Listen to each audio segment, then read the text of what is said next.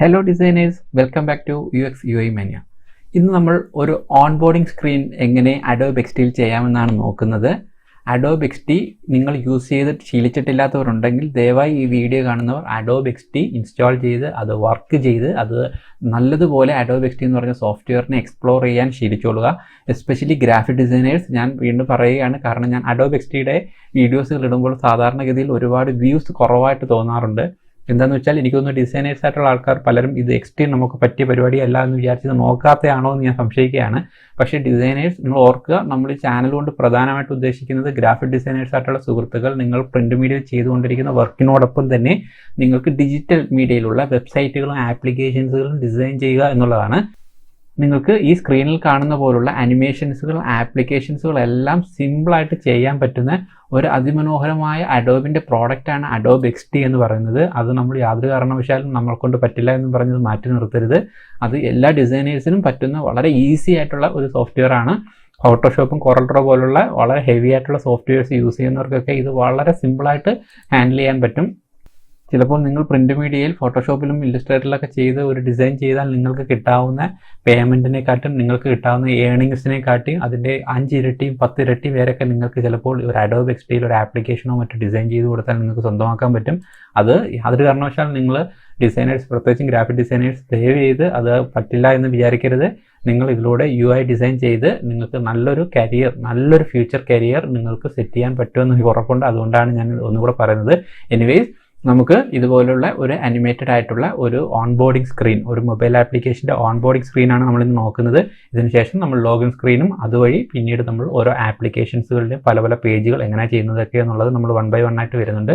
So Adobe XDയുടെ playlist നിങ്ങൾ ചെന്ന് 1 by 1 ആയിട്ട് കണ്ട് Adobe XD മാക്സിമം എക്സ്പ്ലോർ ചെയ്യാൻ വേണ്ടി ഞാൻ വീണ്ടും നിങ്ങളോട് ഒന്ന് സജസ്റ്റ് ചെയ്യുകയാണ്. ഓക്കെ ഗൈസ്, അപ്പം നമുക്ക് ഈ കാണുന്ന ഒരു ട്രാൻസിഷൻ, ഈ കാണുന്നൊരു അനിമേഷൻ, ഈ ഒരു ഓൺബോർഡിംഗ് സ്ക്രീൻ എങ്ങനെയാണ് Adobe XD ഉണ്ടാക്കുന്നതെന്ന് നോക്കാം. ഓക്കെ, ഇത് ചെയ്യാനായിട്ട് ഞാൻ ആദ്യം iPhone Xൻ്റെ ഒരു ക്യാൻവാസ് ഓപ്പൺ ചെയ്തിട്ടുണ്ട്. എല്ലാവർക്കും Adobe XD ഓപ്പൺ ചെയ്ത് ന്യൂ ഫയൽ ഓപ്പൺ ചെയ്യുമ്പോൾ അവിടെ മൊബൈലിലും വെബിനും എല്ലാം പ്രത്യേകം സൈസുകൾ കൊടുത്തിട്ടുണ്ട്. അതിൽ നിന്ന് മൊബൈൽ സൈസിൽ പോയി iPhone Xൻ്റെ ഒരു ക്യാൻവാസ് ഓപ്പൺ ചെയ്യാം. ഓക്കെ, ദെൻ ഈ ഡിസൈൻ ചെയ്യാൻ ആവശ്യമായിട്ടുള്ള എലമെൻറ്റ്സുകൾ ഞാൻ ഇവിടെ ഈ ക്യാൻവാസിന് പുറത്തായിട്ട് കൊണ്ടുവന്നിട്ടുണ്ട്. ആദ്യമായിട്ട് എൻ്റെ ഒരു ലോഗോ എടുത്തിട്ട് ആ ലോഗോയിൽ നിന്നും 2 കളർ പിക്ക് ചെയ്തെടുത്തു. ദെൻ അതിനാവശ്യമായ ഒരു ടെക്സ്റ്റ് സ്റ്റൈൽ ഇവിടെ കൊണ്ടിട്ടിട്ടുണ്ട്. ദെൻ നമ്മൾ ഡിസൈൻ ചെയ്യുമ്പോഴത്തേക്ക് നമ്മുടെ മൊബൈലിൻ്റെ ടോപ്പിലായിട്ട് കാണുന്ന നമ്മുടെ ടൈമും ബാറ്ററി ചാർജിൻ്റെയൊക്കെ ഒരു സ്ട്രിപ്പ് നിങ്ങൾ കണ്ടിട്ടുണ്ടല്ലോ, അതിൻ്റെ ഒരു എലമെൻറ്റും കൂടെ ഞാൻ ഇവിടെ കൊണ്ടുവന്നിട്ടുണ്ട്. ദെൻ നമ്മുടെ കീ എലമെൻ്റ് ആയിട്ടുള്ള ഒരു ആർട്ട്. ഓക്കെ, ഈ ആർട്ട് കൊണ്ട് ഞാൻ ഉദ്ദേശിക്കുന്നത് വെച്ചാൽ ഒരു ഫസ്റ്റ് ആർട്ട് എന്ന് പറഞ്ഞാൽ നമ്മൾ ഇങ്ങനെ സ്ക്രിബിൾ ചെയ്യുക, ദെൻ അത് ഡിസൈൻ സ്റ്റാർട്ട് ചെയ്യുക, ദെൻ നമ്മുടെ ഒരു ഫൈനൽ പ്രോഡക്റ്റ് ആയിട്ട് കൺവേർട്ട് ചെയ്യുക. ഓക്കെ, ദെൻ അതിനായിട്ട് നമ്മളൊരു ചെറിയൊരു ഇല്ലസ്ട്രേഷൻ എടുത്തിട്ടുണ്ട്. അത് ഞാൻ ഓൾറെഡി ഫ്രീ പിക്കിൽ നിന്ന് ഡൗൺലോഡ് ചെയ്തതാണ്. അതിനകത്തായിട്ട് നമ്മുടെ കളറുകൾ അപ്ലൈ ചെയ്ത് അതിനൊരു മീനിങ് കൊടുത്തു എന്ന് മാത്രം. ഓക്കെ, ആദ്യമായിട്ട് നമ്മൾ ചെയ്യേണ്ടത് എന്താണെന്ന് വെച്ചാൽ ഈ ക്യാൻവാസ് നമുക്ക് റീനെയിം ചെയ്ത് ഞാൻ 01 എന്നൊന്ന് ജസ്റ്റ് നെയിം കൊടുത്തു. ദെൻ ആ ക്യാൻവാസിൽ ക്ലിക്ക് ചെയ്തിട്ട് ഇതിന് ഒരു ഗ്രിഡ് അപ്ലൈ ചെയ്യാണ്. റൈറ്റ് സൈഡിലായിട്ട് ഗ്രിഡ് നിങ്ങൾ ഓണാക്കി കഴിഞ്ഞാൽ നിങ്ങൾക്ക് കാണാം ഒരു 4 കോളം വന്നിരിക്കുന്നു. 4 കോളം ആയിരിക്കും ഒരു മൊബൈലിനായിട്ട് നമുക്ക് എപ്പോഴും പ്രീസെറ്റ് കിട്ടുന്നത്. ഓർത്തിരിക്കുക, വെബ് ഡിസൈൻ ചെയ്യുന്ന സമയത്ത് വെബ്സൈറ്റിന് നമ്മൾ 12 കോളമാണ് ഏറ്റവും ഫിറ്റായിട്ടുള്ള ഗ്രിഡ് യൂസ് ചെയ്യുന്നത്. ഗ്രിഡിനെ കുറിച്ച് ഓൾറെഡി ഒരു വീഡിയോ നമ്മൾ ഇട്ടിട്ടുണ്ട്, കണ്ടിട്ടില്ലാത്തവർക്ക് അത് കാണാം. എനിവേസ്, ഞാൻ ഒന്നുകൂടെ പറയാണ്, 12 ഗ്രിഡാണ് നമുക്ക് വെബ്സൈറ്റ് ചെയ്യാൻ യൂസ് ചെയ്യുന്നത്. ടാബ്ലറ്റിൻ്റെ ഡിസൈനിലേക്ക് വരുമ്പോഴത്തേക്ക് അത് 8 ഗ്രിഡായിട്ട് മാറും.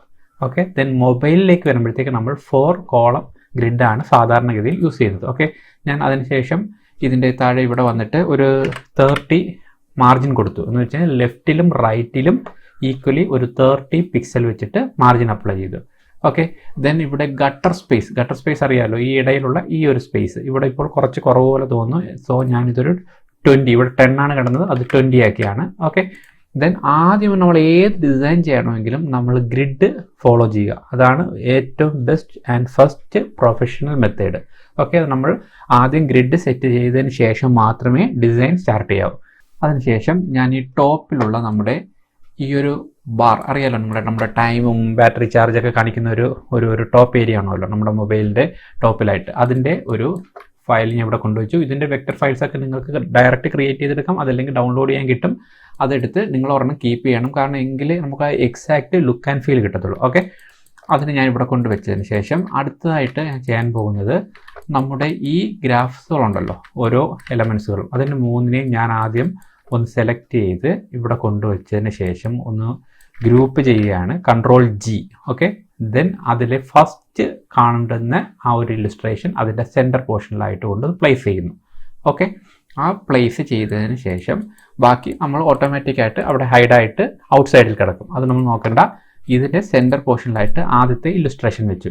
ദെൻ അതിൻ്റെ ടെക്സ്റ്റിന് വേണ്ടിയിട്ട് ഞാനിവിടെ ടെക്സ്റ്റ് ഓൾറെഡി സെറ്റ് ചെയ്തിട്ടുള്ളതുകൊണ്ട് ആ സ്റ്റൈൽ എടുത്തു. അല്ലെങ്കിൽ നിങ്ങൾക്ക് ഒന്നേന്ന് നിങ്ങളുടേതായ സ്റ്റൈൽ ക്രിയേറ്റ് ചെയ്യാം. ഞാനിവിടെ ഇതിൻ്റെ സെൻട്രൽ വന്ന് സെൻറ്റർ പോർഷനിലായിട്ട് അതിനെ പ്ലേസ് ചെയ്തു.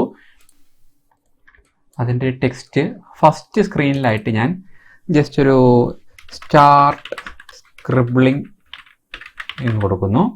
ദെൻ അതിനുശേഷം അതിനെക്കുറിച്ച് കുറച്ച് ഡിസ്ക്രിപ്ഷൻ ടെക്സ്റ്റ്, ആ ടെക്സ്റ്റ് ആ പേജിനെ കുറിച്ച് പ്രതിപാദിക്കുന്ന എന്തെങ്കിലും ഒരു ടെക്സ്റ്റ് ആയിരിക്കാം. ഞാനിവിടെ ലോറോയിപ്സം സാമ്പിൾ ടെക്സ്റ്റാണ് ഇപ്പോൾ ഇട്ടിരിക്കുന്നത്. ദെൻ ഓർത്തിരിക്കുക, ഞാനിവിടെ ഫോണ്ട് യൂസ് ചെയ്ത് നിങ്ങൾക്ക് കണ്ടാൽ മനസ്സിലാവും. ഹെഡിങ് ആയിട്ടുള്ള ഫോണ്ട് ഇവിടെ മോൺസറാത്ത് എന്ന് പറയുന്ന ഒരു എക്സ്ട്രാ ബോൾഡ് 32 ഫോണ്ട് സൈസിൽ നല്ല ബോൾഡായിട്ട് വെച്ചു. ദെൻ അതിൻ്റെ ഡിസ്ക്രിപ്ഷൻ എന്ന് പറയുന്നത് 16 ഫോണ്ട് സൈസിൽ റെഗുലർ സൈസിലുള്ള സെയിം മോൺസറാത്തിൻ്റെ തന്നെ ഫോണ്ട് യൂസ് ചെയ്തു.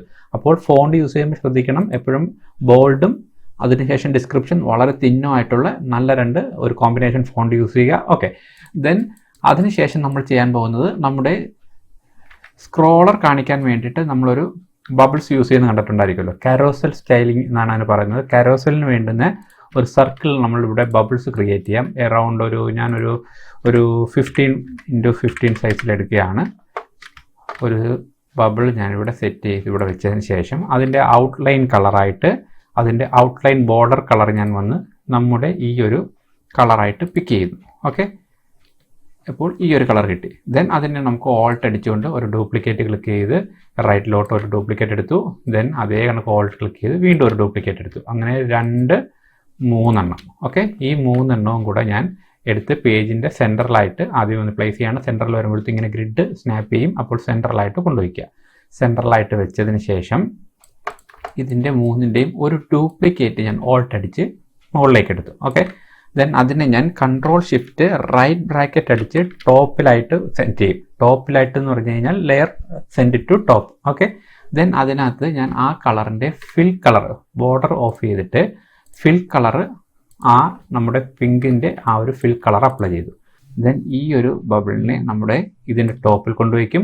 അത് രണ്ടും കൂടെ സെലക്ട് ചെയ്ത് ഇതിൻ്റെ മുകളിൽ കൊണ്ടുവയ്ക്കും. ദെൻ അത് എല്ലാം കൂടെ സെലക്ട് ചെയ്ത് ഫസ്റ്റിലത്തെ ബബിളിൻ്റെ ടോപ്പിലായിട്ട് കൊണ്ടുവയ്ക്കും. ഓക്കെ, അതാണ് ഫസ്റ്റിലത്തെ ഒരു സ്ക്രീൻ എന്ന് പറയുന്നത്. ദെൻ നമുക്ക് ഇതിൻ്റെ 3ാമത്തെ പേജിൽ എത്തുമ്പോഴത്തേക്ക് ഓട്ടോമാറ്റിക്കായിട്ടൊരു ബട്ടൺ ഷോ ചെയ്യുന്നുണ്ട്. ഓക്കെ, കണ്ടിട്ടില്ല, നമ്മൾ ആ ഒരു സ്റ്റാർട്ട് എന്ന് പറയുന്നൊരു ബട്ടൺ വരും. ആ ഒരു ബട്ടൺ നമുക്കിവിടെ ഡിസൈൻ ചെയ്ത് വെക്കാം. അതിനായിട്ട് ഞാൻ ഈ ഗ്രിഡിൻ്റെ ഈ ലെഫ്റ്റ് ടു റൈറ്റ് വരെ ഒരു ബട്ടണിന് വേണ്ടിയിട്ട് ഒരു ബോക്സ് വരച്ചു. അതിൻ്റെ ഹൈറ്റ് ഞാൻ ഒരു 55 പിക്സലായിട്ട് ഹൈറ്റ് കൊടുത്തു. ഓക്കെ, അതിനുശേഷം ഞാൻ ഇതിന് കുറച്ച് ബ്രീത്തിങ് സ്പേസ് കിട്ടാൻ വേണ്ടിയിട്ട് ഈ ബബിൾസ് എല്ലാം കൂടെ സെലക്ട് ചെയ്ത് കുറച്ചും കൂടെ ടോപ്പിലോട്ട് വെച്ചു.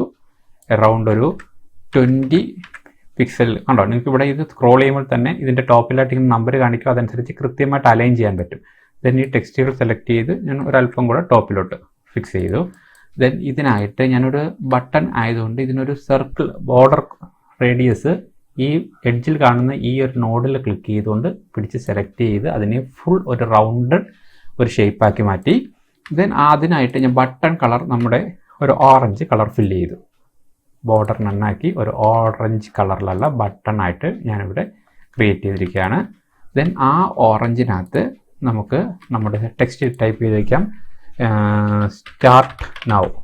ഓക്കെ, സ്റ്റാർട്ട് നൗ എന്ന് ടൈപ്പ് ചെയ്തു. നമ്മുടെ മോൺസറാത്തിൻ്റെ ഫോണ്ടും അപ്ലൈ ചെയ്തു. അത് കുറച്ചും കൂടെ ബോൾഡിഷ് ആയിട്ടുള്ള ഒരു ക്ലിക്കബിൾ ഫീൽ കിട്ടാൻ വേണ്ടി കുറച്ച് ബോൾഡായിട്ട് വെച്ച് അതിനകത്ത് വൈറ്റ് കളർ ഫില്ല് ചെയ്ത് ഈ പേജിൻ്റെ ഈ ബട്ടണിൻ്റെ സെൻറ്ററിലായിട്ട് നമ്മൾ അലൈൻ ചെയ്ത് വെച്ചു. ഓക്കെ, അപ്പോൾ ബട്ടണിൻ്റെ ടെക്സ്റ്റ് അപ്ലൈ ചെയ്തു. അടുത്ത നമ്മൾ ഈ ബട്ടൺ ഒരു ചെറിയ ഒരു സബ്റ്റിൽ ഷാഡോ അപ്ലൈ ചെയ്യാണ്. ഷാഡോ അപ്ലൈ ചെയ്യുന്നത് എങ്ങനെയാണെന്ന് ശ്രദ്ധിക്കുക. ആദ്യം ഞാൻ ഇതിൻ്റെ ഒറിജിനൽ ഓറഞ്ച് കളറിൻ്റെ ഈ ഹെക്സ് കോഡ് കോപ്പി ചെയ്തു. ദെൻ ഈ ലെയറിൻ്റെ റൈറ്റ് സൈഡിലായിട്ട് ഷാഡോയിൽ വന്ന് ക്ലിക്ക് ചെയ്തിട്ട് ഷാഡോ കളർ എടുത്ത് അതിലേക്ക് ഈ ഓറഞ്ച് കളർ ഫില്ല് ചെയ്യുകയാണ്.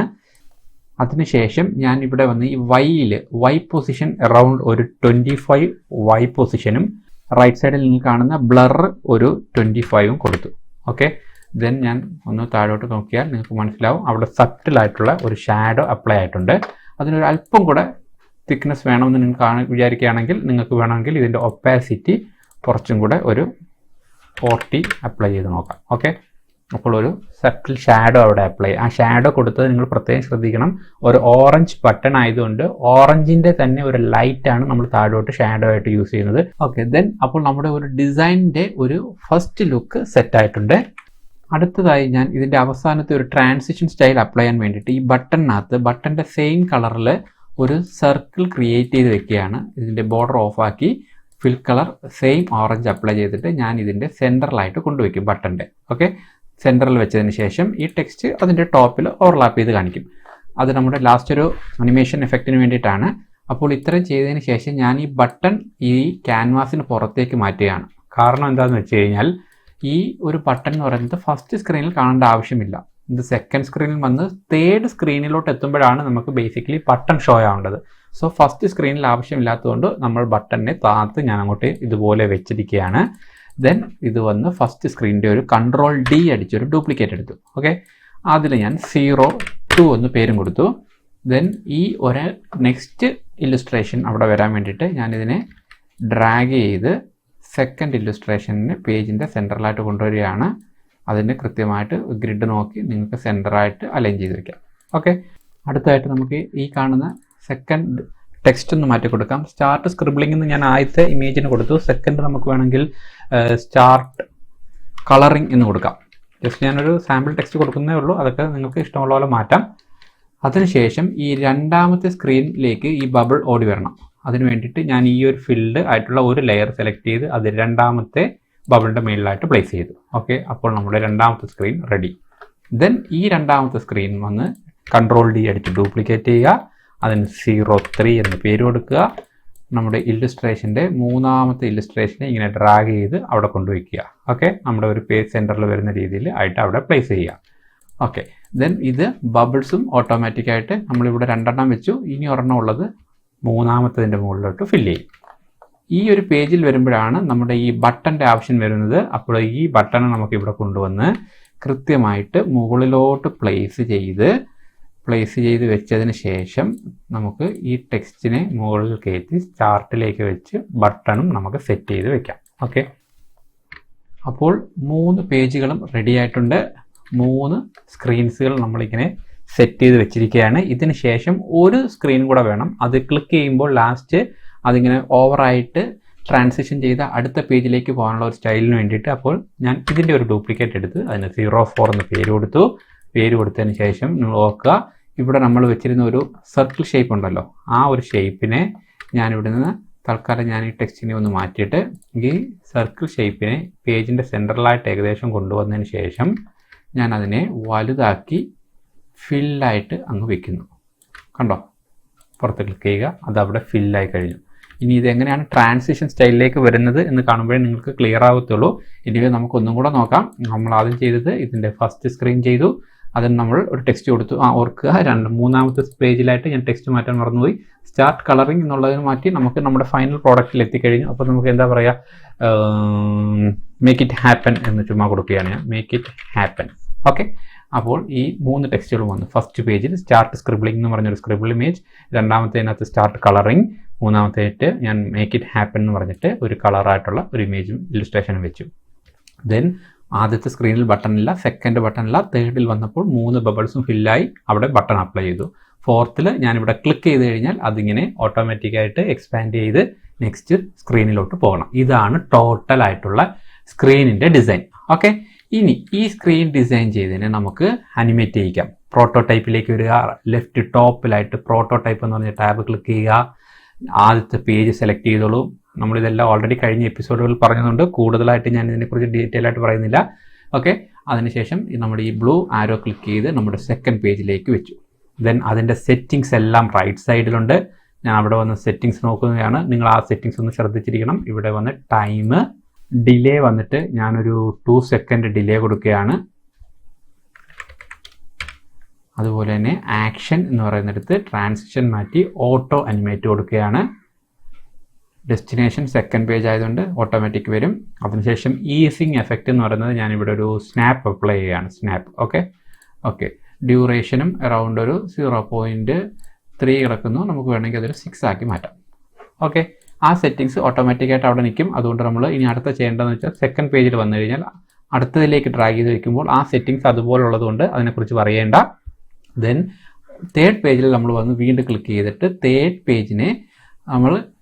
പേജിനെ അല്ല ഫോർത്തിലോട്ട് നമ്മൾ ക്ലിക്ക് ചെയ്യുന്നത്. എന്താണെന്ന് വെച്ച് കഴിഞ്ഞാൽ നമ്മൾ സ്റ്റാർട്ട് ബട്ടണിൽ ക്ലിക്ക് ചെയ്യുമ്പോൾ വേണം നമുക്ക് അടുത്ത പേജ് ആക്ഷനിലോട്ട് പോകാൻ. അതുകൊണ്ട് ഞാൻ സ്റ്റാർട്ട് ബട്ടൺ എന്നുള്ള ഇതിൽ ക്ലിക്ക് ചെയ്യുമ്പോൾ അവിടെയും ഈ ബ്ലൂ ആരോ വരും. അത് വേണം കൊണ്ട് ഫൈനൽ നമ്മുടെ ഫോർത്ത് പേജിലേക്ക് കൊടുക്കാൻ. ഓക്കെ, ഫോർത്ത് പേജിൽ കൊടുത്തു. ഇനി ഫോർത്ത് പേജിൽ വന്ന് ക്ലിക്ക് ചെയ്തിട്ട് ഞാൻ ആ ഒരു ബ്ലൂ ആരോയെ ഫസ്റ്റ് സ്ക്രീനിലോട്ടും കണക്ട് ചെയ്തു. അപ്പോൾ ഇപ്പോൾ ചെയ്തത് പ്രോട്ടോടൈപ്പിങ്ങിൻ്റെ സെറ്റിംഗ് ആണ്. ഇതിന് ശേഷം നിങ്ങൾ റൈറ്റ് ടോപ്പിൽ വന്ന് പ്ലേ ബട്ടൺ അപ്ലൈ ചെയ്ത് നോക്കുക. എന്താ സംഭവിക്കുന്നത് നോക്കുക. ഓട്ടോമാറ്റിക് സെക്കൻഡ് വരുന്നു, ഓട്ടോമാറ്റിക്കായിട്ട് തേർഡ് വരുന്നു, ബട്ടൺ ഷോ ആവുന്നു. സ്റ്റാർട്ടിൽ ഞാൻ ക്ലിക്ക് ചെയ്യുമ്പോൾ അത് ഓട്ടോമാറ്റിക് ഫേഡായിപ്പോയി അടുത്ത പേജിലെത്തി. കണ്ടോ, അത് ഓട്ടോമാറ്റിക്കായിട്ട് ഇങ്ങനെ സംഭവിച്ചുകൊണ്ടിരിക്കും. നമ്മളിപ്പോൾ കൊടുത്ത ട്രാൻസിഷൻ്റെയും നമ്മുടെ എഫക്റ്റുകളുടെയും സഹായത്തോടുകൂടിയാണ് ഇപ്പോൾ ഈ കാണുന്നത്.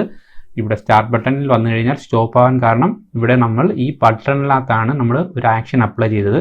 അതുകൊണ്ട് ഞാൻ ഇവിടെ കഴ്സർ വരുമ്പോഴത്തേക്ക് ഹാൻഡ് കഴ്സറായി മാറുന്നു. കണ്ടോ, ക്ലിക്കബിളായിട്ട് ഫീൽ ചെയ്യാൻ വേണ്ടിയിട്ട് അത് ഞാൻ ക്ലിക്ക് ചെയ്താൽ മാത്രമേ ഇത് അടുത്ത പേജിലോട്ട് ട്രാൻസിഷൻ ചെയ്ത് പോകത്തുള്ളൂ. ഇങ്ങനെ ട്രാൻസിഷൻ ചെയ്ത് ഫേഡായിട്ട് അടുത്ത പേജിൽ വരുന്നു.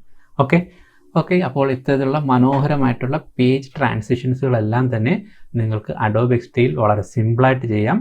ഓക്കെ, അപ്പോൾ ഇതൊരു ബിഗിനിങ് ലെവലിലുള്ള ഒരു ഓൺബോർഡിംഗ് സ്ക്രീൻസ് ആണ് നമ്മളിപ്പോൾ കണ്ടത്. ഇനി ഇതുപോലെ നമുക്ക് ലോഗിൻ പേജിലേക്ക് കയറണം. ലോഗിൻ പേജ് കഴിഞ്ഞാൽ പിന്നെ ഒരു ആപ്ലിക്കേഷൻസുകൾ നമ്മൾ എങ്ങനെയാണ് ചെയ്യുന്നത് എന്നുള്ളത് ആപ്ലിക്കേഷൻ പേജ് ബൈ പേജ് ആയിട്ട് നമുക്ക് ഡിസൈൻ ചെയ്ത് നോക്കാം. ഓക്കെ, അപ്പോൾ ഇത് എല്ലാവരും ട്രൈ ചെയ്ത് നോക്കണം തീർച്ചയായിട്ടും. അപ്പോൾ ഈ വീഡിയോ ഇഷ്ടപ്പെട്ടോ എന്നുണ്ടെന്നുണ്ടെങ്കിൽ നിങ്ങളുടെ സുഹൃത്തുക്കൾക്കും കൂടി, പ്രത്യേകിച്ചും ഡിസൈനേഴ്സ് ആയിട്ടുള്ള സുഹൃത്തുക്കൾക്ക് കൂടി ഷെയർ ചെയ്ത് കൊടുക്കാൻ മറക്കരുത്. അപ്പോൾ ഇതുപോലെ ഡിസൈൻ ഓറിയൻറ്റഡ് ആയിട്ടുള്ള മറ്റൊരു ഇൻഫോർമേറ്റീവ് വീഡിയോ ആയിട്ട് വീണ്ടും കാണാം. Till then bye guys.